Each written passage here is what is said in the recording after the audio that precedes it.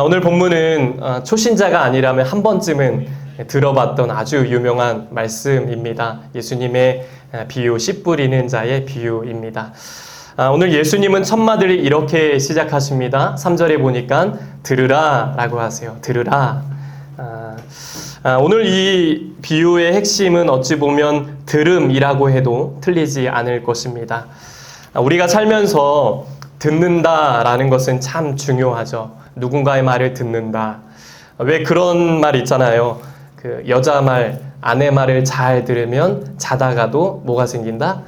예, 떡이 생긴다. 네, 아주 많이 들었던 이야기죠. 이게 우스갯소리 같지만 어느 정도 과학적인 근거가 있다라고 전해집니다. 뇌신경학자들이 이렇게 말해요.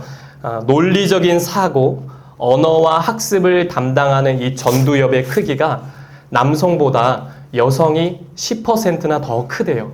그래서 의사결정, 문제 해결에서 여성이 남성보다 훨씬 더 뛰어나다라는 과학적인 근거가 있습니다. 저는 이거에 충분히 굉장히 많이 공감을 합니다.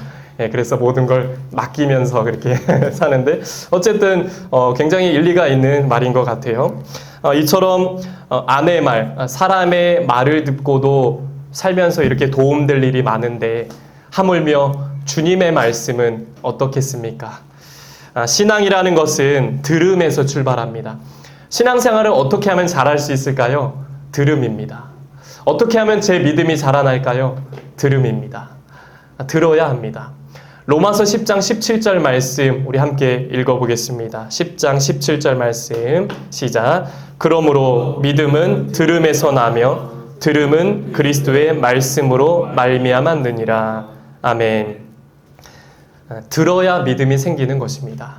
들어야 신앙이 자라나는 겁니다. 신앙생활은 듣는 것입니다. 마음의 귀로 내가 귀를 열고 들을 때 그때 믿음이 자라나는 것입니다. 이어서 이제 오늘 본격적인 씨 뿌리는 비유가 나오는데요. 근데 이 말씀을 이해하기 위해서는 먼저 당시 유대인들의 농사법을 살펴볼 필요가 있습니다. 이스라엘에서 씨를 뿌리는 방법은 크게 두 가지입니다. 하나는 농부가 바람 부는 곳에 나가서 일일이 흩날리는 방식으로 이렇게 씨를 뿌리는 겁니다. 이게 첫 번째 방법이고요. 두 번째는 씨를 담은 자루에 구멍을 다 뚫어요. 그리고 그 자루를 나귀와 같은 짐승 위에다 이렇게 싣습니다. 그리고 짐승들을 이리저리 돌아다니게 하면서 씨를 뿌리는 방법입니다. 짐승들이 돌아다니다 보면 씨앗이 자연스럽게 땅에 여기저기 다 떨어지게 되죠. 그러면 그 자리에서 열매가 맺어지는 것입니다. 그러다 보니까 어떤 씨앗은 길가에 떨어지고 어떤 씨앗은 돌밭에 가시떨기에 때로는 좋은 땅에 떨어지기도 하는 것입니다. 오늘 이 관점을 가지고 이 비유를 한번 살펴보려고 합니다. 여러분 씨는 뭘 말할까요? 씨. 말씀입니다. 말씀. 그러면 씨를 뿌리는 자는 누구입니까? 하나님이시죠.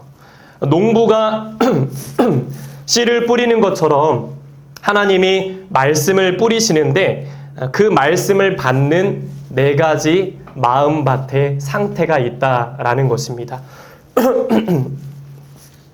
첫 번째는 길가입니다. 여기서 길가는 밭과 밭 사이에 길게 나 있는 단단한 농로를 말합니다. 그 밭에 여러분 아시는 길가 그 밭 사이에 나는 긴 길을 말하는데요. 요즘으로 하면 콘크리트 바닥을 생각하면 됩니다. 워낙에 땅이 단단하니까 씨가 들어갈 방법이 없습니다. 그러니까 이 씨가 길가에서 뒹굴거리다가 결국에는 새가 와서 그 씨를 먹게 되는 것이죠. 이런 마음밭은 사람들이 계속 밟고 다녀서 굳어진 겁니다. 마음이. 수많은 이론과 철학과 전통들 때문에 교만해진 겁니다. 단단히 굳어진 심령을 말하죠. 이런 길가밭은 하나님 말씀에 관심도 없고요. 반응하지도 않습니다. 교회는 나오고 말씀도 잘 들어요. 그런데 그 말씀이 어떤 말씀인지 깨달으려고 하지 않습니다. 말씀을 듣고자 하는 사모함과 열정이 없다라는 것이죠. 그냥 이름만 그리스도인이라고 할 수 있습니다. 이름뿐인 그리스도인, 말씀엔 관심이 없는 단단한 마음, 그게 바로 길가밭입니다. 예수님은 이런 길가에 대해서 오늘 이렇게 해석을 해주십니다. 오늘 15절 말씀에 보시면 말씀이 길가에 뿌려졌다는 것은 이들을 가리킴이니 곧 말씀을 들었을 때에 사탄이 즉시 와서 그들에게 뿌려진 말씀을 빼앗는 것이요 라고 합니다. 말씀을 들었어요. 근데 그 순간에 사탄이 와서 그 말씀을 빼앗아 가는 겁니다. 여기서 새는 사탄을 말합니다. 마귀를 말해요. 새가 씨를 먹듯이 내 마음에 말씀이 떨어졌는데 그거를 사탄이 와서 말씀을 가져가 버린 겁니다. 왜 그런 경우 있잖아요, 여러분. 그 성경을 읽다가 뭐 이제 연초 같은 데 내면 이제 내 올해는 성경동도 1동 무조건 해야지. 그래서 막 창세기부터 읽다가 막 잘 넘어갔는데 막 민수기에서 시험 들고 그래서 민수기 읽다가 막 잠이 오고 막 그러잖아요. 성경을 읽다가 또 이렇게 말씀을 듣다가 사탄이 말씀을 도둑질하러 올 때가 있어요. 딴 생각이 찾아오고 오늘 목사님 헤어스타일이 어디서 자르셨나 막 이런 생각도 들고 그래서 뭐 졸음이 갑자기 찾아오기도 하고 이럴 때가 있죠. 감사하게도 진짜 감사하게 저희 교회는 그런 분들이 안 계시지만 예전에 그 사역했던 교회들을 가보면 예배 시작과 동시에 주님이 잠으로 임재하시는 분들이 이렇게 계세요. 정말 그 강단에 딱 서면 이게 다 보이거든요. 그래서 굉장히 당황스러운데 너무 피곤하셨나 봐요. 그래서 특별히 새벽 기도 때, 새벽 예배 때 단골 고객들이 많이 계세요. 저 기둥에 계신 분들, 꼭 그 자리에 앉아 계시는 기둥 뒤. 그러니까 그런 분들이 계시면 그런 생각을 하죠. 시험에 들지 않고 주님이 사랑하는 자에게 잠을 많이 주신다 하셨는데 저분들을 심하게 많이 사랑하시나 보다 라는 그런 생각을 하고 말씀을 이어갔던 적이 있습니다. 어쨌든 여러분도 뭐 한 번쯤은 그런 경험들 해보셨을 겁니다. 이렇게 사탄에게 내 마음을 빼앗길 때 어떻게 해야 될까요? 말씀이 들어와야 나한테 믿음이 생기는데 그걸 사탄이 도둑질해 가면 어떻게 해야 될까요? 성경은 분명히 말씀합니다. 야고보서 4장 7절 말씀해 보시면 마귀를 대적하라 그리하면 너희를 피하리라. 대적하래요. 나사렛 예수의 이름을 명하노니 말씀을 듣지 못하게 하는 사탄아 떠나가라. 딴 생각을 주는 사탄아 예수의 이름으로 명하노니 떠나가라. 대적할 때 믿음으로 선포할 때 마귀는 떠나가게 될 줄로 믿습니다. 이처럼 길가 우리가 이름뿐인 그리스도인 같은 그런 길가밭이 될 수 있다라는 것입니다. 두 번째는 돌밭입니다. 이 돌밭은 뿌리가 없는 깊이가 없는 그리스도인을 돌밭이라고 말을 합니다. 예수님은 돌밭에 대해서 이렇게 해석을 해주십니다. 우리 16절, 17절 말씀 우리 한번 천천히 읽어볼까요? 시작. 또 이와 같이 돌밭에 뿌려졌다는 것은 이들을 가리킴이니 곧 말씀을 들을 때에 즉시 기쁨으로 받으나 그 속에 뿌리가 없어 잠깐 견디다가 말씀으로 인하여 환난이나 박해가 일어나는 때에는 넘어지는 자요. 아멘. 말씀을 받지만 뿌리가 없으니까 깊이가 없으니까 말씀을 받다가 조금만 환난이 오고 어려움이 오면 금방 넘어지는 것입니다. 이런 마음은요 매우 감정적이에요. 감정적이고 심지가 굳지 못한 그런 마음을 말합니다.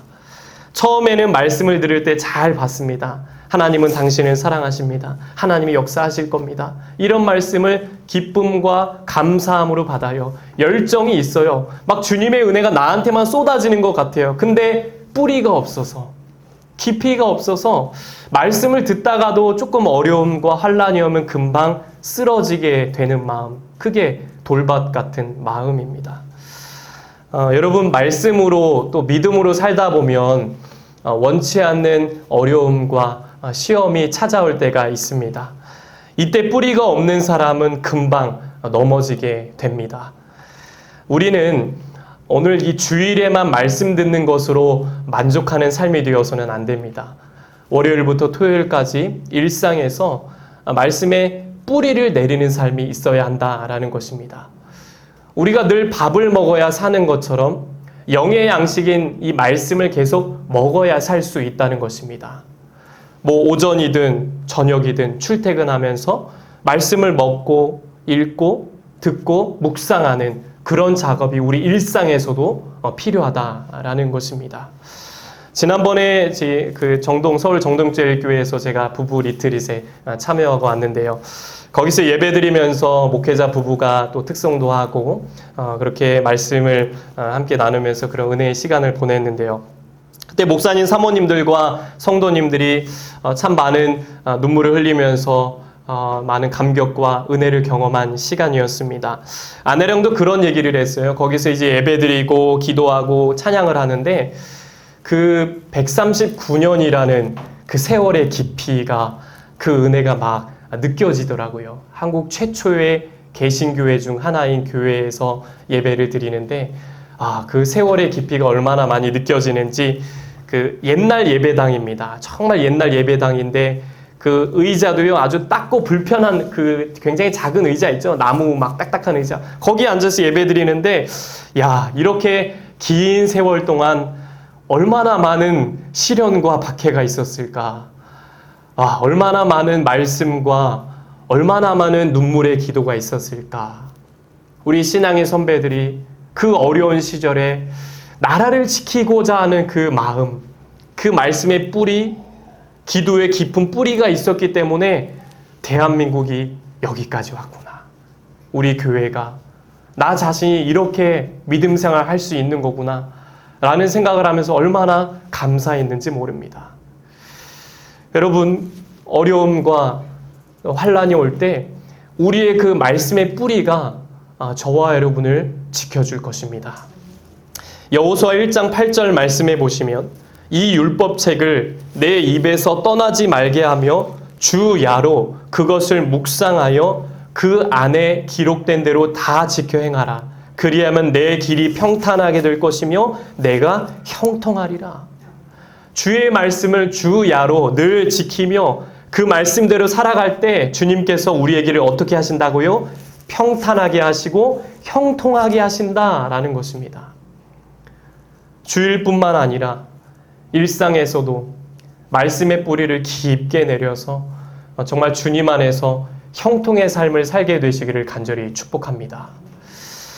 세 번째는 가시떨기입니다. 가시떨기는 세상적인 그리스도인이라고 할 수가 있어요.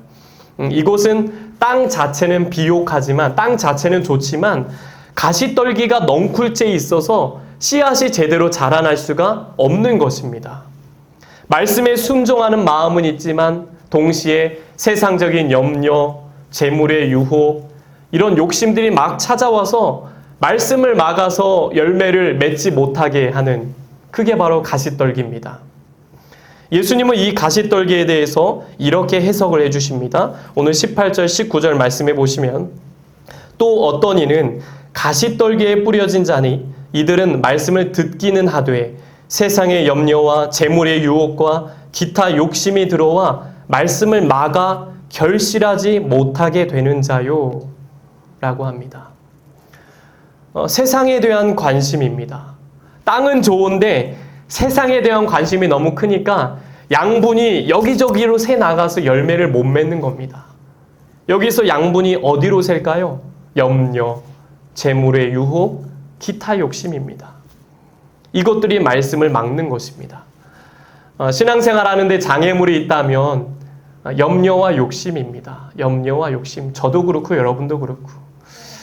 여러분 염려 없는 사람이 어디 있습니까? 저 조그만 애들도 염려가 다 있더라고요. 염려는 누구나 다 있습니다. 근데 문제는 늘 염려하며 산다라는 것입니다.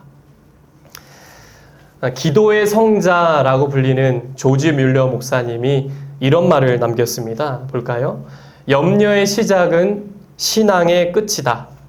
그러나 신앙의 시작은 염려의 끝이다. 염려의 시작은 신앙의 끝이다. 그러나 신앙의 시작은 염려의 끝이다. 라고 합니다. 주님은 말씀하십니다. 얘들아 염려하지 말아라. 염려하지 말아라. 들의 백합화를 보라. 공중의 새를 봐라. 쟤네들은 아무것도 안 해도 내가 다 먹여 입히는데 하물며 너희일까 보라. 너희일까 보냐? 믿음이 작은 자들아. 염려하지 말아라. 주님 염려가 되는데 그럼 어떻게 합니까? 염려가 됩니다. 주님은 이렇게 말씀하시죠. 베드로전서 5장 7절 말씀 우리 함께 읽어보겠습니다. 시작. 너희 염려를 다 주께 맡기라. 이는 그가 너희를 돌보심이라. 아멘. 너희 염려를 다 주께 맡기라. 이는 그가 너희를 돌보심이라. 여기서 맡긴다라는 것은 영어로 캐스트, 공을 던진다라는 원어적인 뜻이 있습니다. 염려를 주님께 다 던져버리래요. 이게 뭡니까? 기도입니다. 기도. 믿음의 기도로 나의 모든 염려를 주님께 던져버리라. 공을 던져버리라는 겁니다. 공을 던지면 이제 내 손에서 떠났죠. 주님께 맡기는 것입니다. 그럴 때 어떻게 하신다고요? 주님이 돌봐주신다. 책임져 주신다. 라는 것입니다. 또한 이런 염려와 함께 우리 신앙을 가로막는 것은 욕심입니다. 재물의 유혹, 기타 욕심이죠. 주님은 말씀하십니다. 한 사람이 두 주인을 섬기지 못한다 라고 말씀하세요. 마태복음 6장 24절 말씀을 보시면 너희가 하나님과 재물을 겸하여 섬기지 못하느니라 라고 말씀합니다. 이것은 세상이나 재물에 관심 갖지 말라는 게 아닙니다. 돈 버는 일에 열심내지 말라는 게 아닙니다. 우리 그리스도인은요, 믿음 생활을 열심히 해야 합니다. 근데 동시에 세상에서도 열심히 일하며 돈을 벌어야 합니다. 이게 세상 속에 심겨진 그리스도인의 모습이라는 겁니다. 우리 감리교를 창시한 영국의 존 웨슬리 목사님의 설교 가운데 아주 유명한 설교 가운데 이런 설교가 있어요. 제목이 돈의 사용입니다. 돈의 사용. 재물에 대한 가르침인데요. 여기서 목사님은 돈 사용에 대한 세 가지 원리를 제시합니다. 첫째로 보면 최선을 다해 벌어라. 최선을 다해 벌어라. 대신에 생명과 띄워주세요. 생명과 건강을 해치지 않는 선에서 벌라라고 얘기를 합니다. 두 번째는요. 할 수 있는 한 최선을 다해 저축하라. 저축하라. 육체의 욕망을 위해서 돈을 낭비하지 말라는 겁니다. 세 번째는요. 할 수 있는 한 많이 주어라. 많이 주어라. 열심히 일해서 벌고 저축한 돈이 하나님의 뜻에 맞게 사용되어야 한다라는 것입니다. 최선을 다해 벌어라. 최선을 다해 저축하라. 할 수 있는 한 많이 주어라. 많이 나눠주라. 참 공감되는 말씀입니다. 중요한 건 무엇입니까? 하나님이 우선이라는 것입니다. 너희는 먼저 그의 나라와 그의 의를 구하라. 그리하면 이 모든 것을 너희에게 더하시리라. 우리의 삶은 하나님이 우선되고 있습니까? 하나님이 중심이 되고 계십니까? 혹시 세상의 염려, 재물의 유혹이 우선되진 않습니까? 이런 가시떨기 밭에는 열매가 제대로 자라날 수가 없다라는 것입니다. 사람은 평소에 어떤 마음을 갖고 있느냐에 따라 사람이 달라집니다. 악한 마음을 품으면 악한 사람이 됩니다. 겸손한 마음을 품으면 겸손한 사람이 됩니다. 우리 마음밭이 중요합니다. 호세아에 보면 원래 이스라엘은 분명히 하나님의 백성이었습니다. 그런데 그들은 하나님의 진노를 일으켰고 결국 멸망당하게 됩니다. 그 이유는 마음 때문입니다. 마음. 성경은 그들의 영적 상태를 묵은 땅이라고 표현합니다. 한 번 경작됐다가 오랫동안 버려진 땅이라는 것입니다. 하나님은 호세아 선지자를 통해서 이스라엘을 향해 애타는 마음으로 이렇게 말씀하십니다. 호세아 10장 12절 말씀해 보시면 너희 묵은 땅을 기경하라. 너희 묵은 땅을 기경하라. 마음밭을 가꾸라는 것입니다. 이스라엘은 하나님을 의지한 게 아닙니다. 호세아 10장 13절 말씀해 보니까 이는 내가 내 길과 너의 용사의 많음을 의뢰하였음이라. 그들이 의지한 건 하나님이 아니라 용사의 많음, 군사력이었습니다.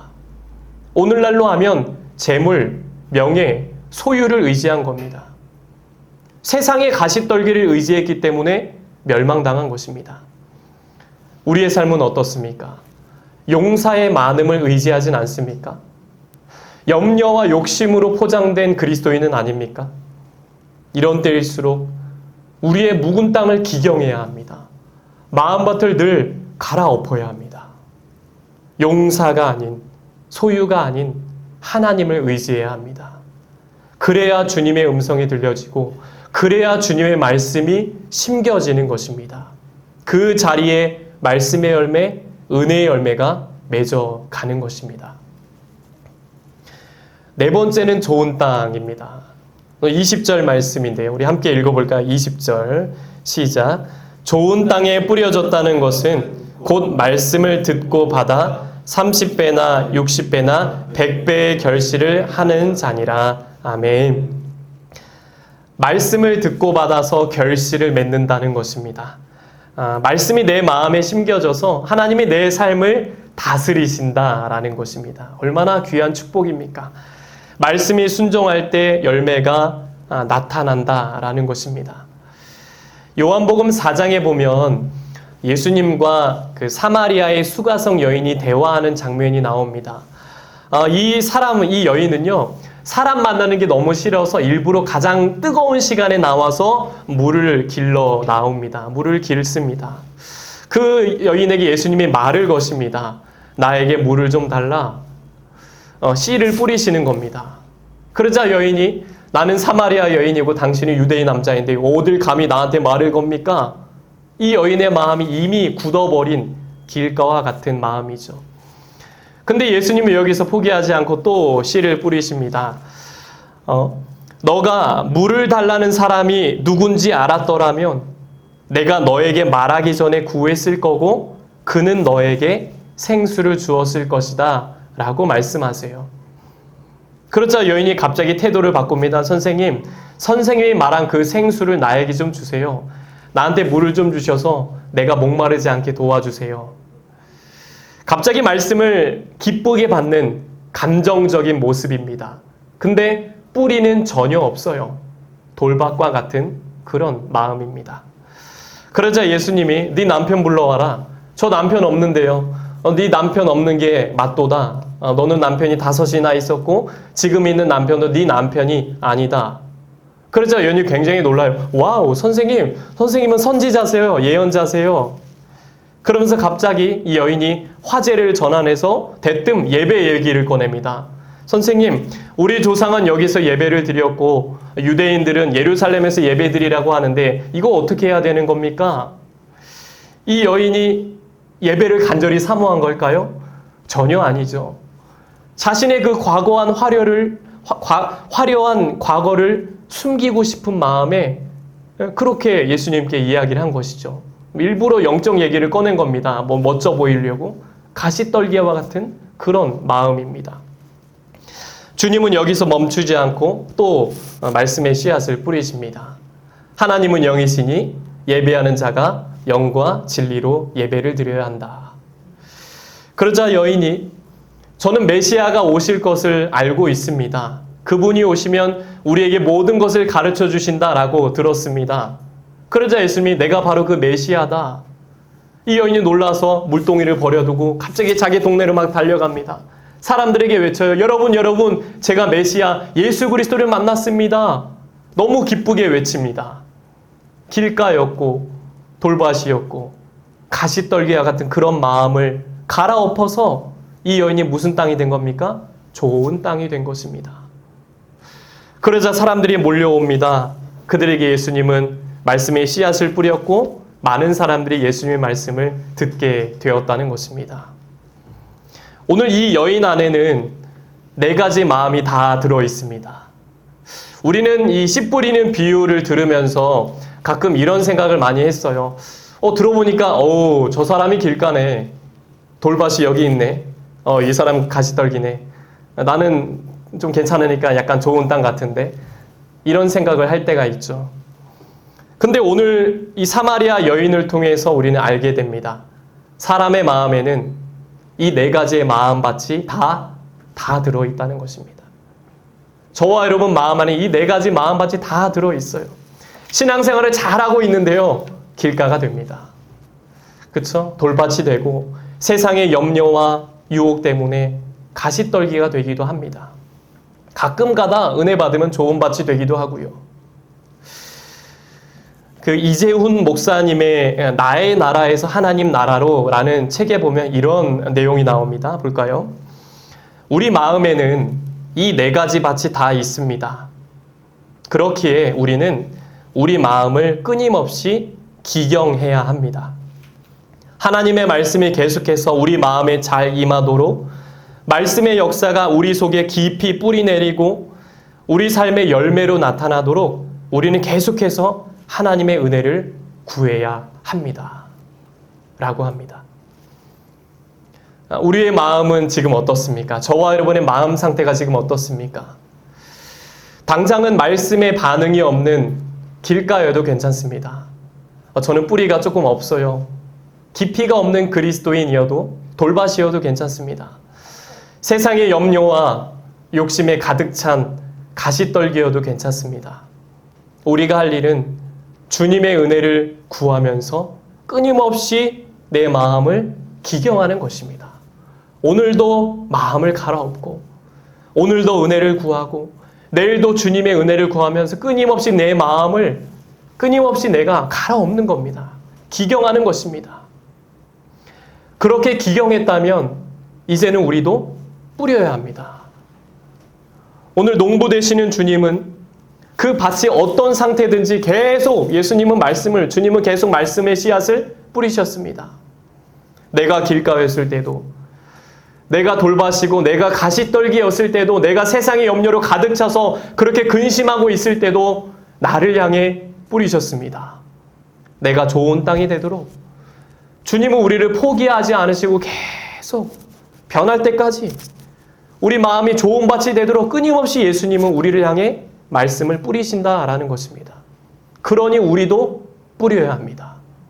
나 자신을 위해서 말씀의 씨앗을 뿌려야 합니다. 가정과 이웃을 위해서 복음의 씨앗을 뿌려야 합니다. 그 사람이 언제 예수 믿을지, 언제 다시 돌아올지 아무도 모릅니다. 그러나 그래도 뿌려야 합니다. 더 나아가 기도의 씨앗도 뿌려야 합니다. 나라를 위해서, 교회를 위해서, 우리 가정과 자녀들을 위해서 눈물로, 간절함으로 이 씨앗을, 기도의 씨앗을 뿌려야 한다라는 것입니다. 시편 126편 5절 6절 말씀에 보시면 우리 함께 읽어볼까요? 시작. 눈물을 흘리며 씨를 뿌리는 자는 기쁨으로 거두리로다. 울며 씨를 뿌리려 나가는 자는 반드시 기쁨으로 그 곡식단을 가지고 돌아오리로다. 아멘. 눈물을 흘리며 씨를 뿌리는 자를 기쁨으로 거두게 하신다는 겁니다. 자라게 하시는 분은 하나님이십니다. 우리 씨앗교회 아주 대표적인 주제 말씀이죠. 자라게 하시는 씨앗감리교회. 지금 당장은 우리 마음이 좋은 밭이 아닐 수도 있습니다. 그러나 은혜를 구하며 주님 주의 은혜를 구합니다. 저를 긍휼히 여겨주시고 불쌍히 여겨주셔서 주님 나를 도와주세요. 끊임없이 기경할 때, 좋은 밭이 되도록 기경할 때 주님은 언젠가는 우리의 마음밭을 좋은 밭으로 그렇게 변화시켜 주실 줄로 믿습니다. 미국의 유명한 미국의 무디 목사님의 그 성경책에는 그 성경 구절마다 영어로 T와 P라는 이니셜이 쓰여 있습니다. 사람들이 궁금해서 물었어요. 그러자 목사님은 이렇게 대답을 하셨습니다. T, try, 실행했더니 P, proof, 증명되었다 라는 겁니다. 실행했더니 증명되었다. 말씀 한 구절 한 구절을 그대로 내가 실행해 봤더니 말씀대로 증명되었다 라는 위대한 신앙의 고백입니다. 오늘 이 비유의 말씀을 붙들고 말씀과 기도로 나의 마음밭을 늘 기경하며 여러분 실행해 보시길 바랍니다. 그럴 때 우리의 삶은 어느새 좋은 땅이 되어서 30배, 60배, 100배의 열매로 증명될 것입니다. 실행했더니 증명되었다. 이렇게 주의 말씀을 듣고 행함으로 좋은 밭이 되어서 하나님이 쓰시는 좋은 마음밭이 되어서 늘 풍성한 열매를 맺어가며 사는 저와 여러분 되시길 주님의 이름으로 간절히 축복합니다. 이제 함께 찬양하고 기도하겠습니다. 이 땅의 황무함을 보소서. 함께 우리 찬양하면서 주여 이 땅을 고쳐주시고 제 마음을 고쳐주시옵소서 결단하며 나아가겠습니다.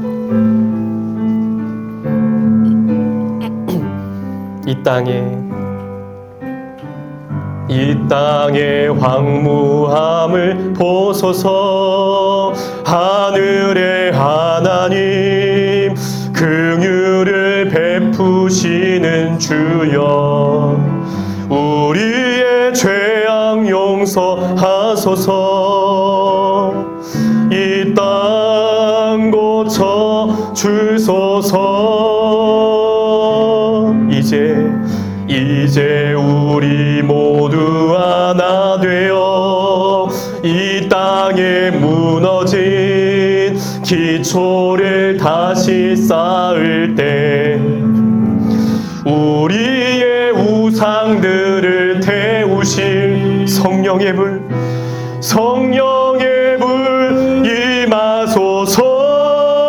임하소서. 부흥의 불길 타오르게 하소서. 진리의 말씀 이 땅 새롭게 하소서.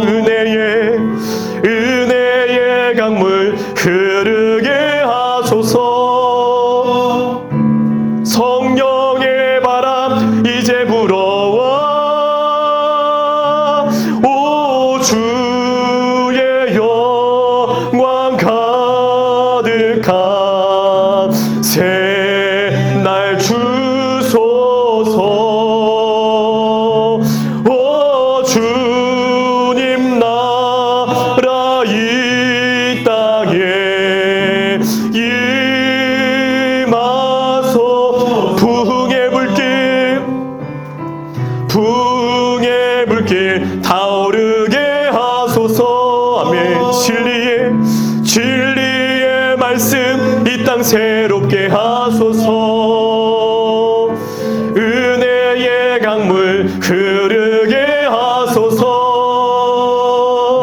성령의 바람 이제 불어와 오 주의 영광 가득한 새날 주소서. 오 주님 나라 이 땅에 임하. 우리 마지막 고백합니다. 부흥의 불길 타오르게 하소서. 진리의 말씀 이 땅 새롭게 하소서. 아멘. 은혜의 강물 흐르게 하소서. 성령의 바람 이제 불어와 오 주의 영광 가득한 새날 주소서. 주님 오 주님 나라 이 땅에 임하소서. 이 시간 기도할 때 하나님 길가 돌밭 가시떨기 같은 우리의 마음을 기경하여 주시옵소서. 말씀대로 살겠습니다. 증명된 삶이 되도록 역사하여 주시옵소서. 좋은 밭이 되어서 열매 맺는 풍성한 삶이 되게 하여 주옵소서. 주여 나를 그렇게 사용하여 주옵소서. 주여 한번 지금 우리 통성으로 함께 기도하시겠습니다. 주여 하나님 아버지 감사합니다. 우리도 주님의 말씀을 듣습니다. 하나님 그렇습니다. 주님 제가 길가였습니다. 제가 돌밭이었고 정말 세상의 염려와 유혹에 가득 찬 가시떨기였습니다. 하나님 그런 나의 마음 반응이 없는 마음 하나님 그런 마음들 무뎌진 마음 하나님 내 마음을 기경하여 주시옵소서. 내 마음을 끊임없이 갈아엎게 하여 주옵소서. 말씀으로 갈아엎겠습니다. 기도로 갈아엎겠습니다. 늘 내 마음 앞을 갈아서 또 갈아엎고 또 갈아엎어서 하나님 하나님 말씀대로 살겠사오니 내가 증명된 삶이 될 수 있도록 인도하여 주옵소서. 실행했더니 증명되었습니다. 그렇게 살게 하여 주옵소서. 하나님, 내가 좋은 밭이 되어서 하나님의 말씀을 다 품을 수 있는, 하나님 이 땅에서 어떤 어려움과 환난이 와도 좋은 모든 것들 다 품을 수 있는 좋은 밭이 되어서 늘 풍성한 열매 맺는 삶이 될 수 있도록 우리 씨앗의 성도들을 축복하여 주시옵소서. 우리가 그렇게 저 여러 가지 길가와 같고 돌밭과 가지떨기 같았습니다. 하나님, 저와 우리 귀한 성도들의 마음을 가로엎어 주시고 기경하여 주시고 늘 주의 은혜를 구하며 주님 나를 긍휼히 여겨 주옵소서. 주님 나를 불쌍히 여겨 주시옵소서. 오늘도 기경하고 내일도 주의 은혜를 구하며 가라엎고 또 가라엎고 기경할 때 하나님, 우리의 믿음이 자라날 줄로 믿습니다. 자라게 하시는 분은 하나님이신 줄 믿습니다. 들음입니다. 듣겠습니다. 주의 말씀을 잘 듣겠습니다. 하나님, 제 마음 좋은 밭이 되도록 도와주세요. 하나님, 좋은 밭이 되도록 도와주셔서 30배, 60배, 100배의 열매를 맺는 하나님, 그런 증명된 삶이 될 수 있도록 하나님 역사하여 주시고 함께하여 주시옵소서. 주님 도와주시옵소서. 하나님 아버지, 우리의 마음은 길가였고 돌밭이었고 가시떨기였을 때가 많았습니다. 반응이 없고 깊이가 없고 세상 염려 유혹에 가득 찬 우리의 마음, 우리의 마음을 기경하여 주시옵소서. 갈아엎어 주시옵소서. 늘 새롭게 변화시켜 주시옵소서. 우리를 포기하지 않으시고 우리에게 씨앗을 뿌리신 주님, 나도 뿌리게 하옵소서. 말씀의 씨앗, 기도의 씨앗을 뿌리겠습니다. 열매로 역사하여 주옵소서. 말씀대로 순종하며 살아보겠습니다. 좋은 밭이 되어서 풍성한 열매로 증명된 삶이 될 수 있도록 주님 축복하여 주시옵소서. 이제는 우리 주 예수 그리스도의 은혜와 하나님 아버지의 넘치는 사랑하심과 성령의 감화감동 역사 교통하심이 날마다 우리의 마음을 기경하며 갈아엎으며 좋은 밭이 되어서 30배, 60배, 100배의 결실을 맺으며 살기 원하는 씨앗의 성도들과 가정과 자녀들과 일터 위에 이제부터 영원토록 함께 하시기를 간절히 축원하옵나이다. 아멘.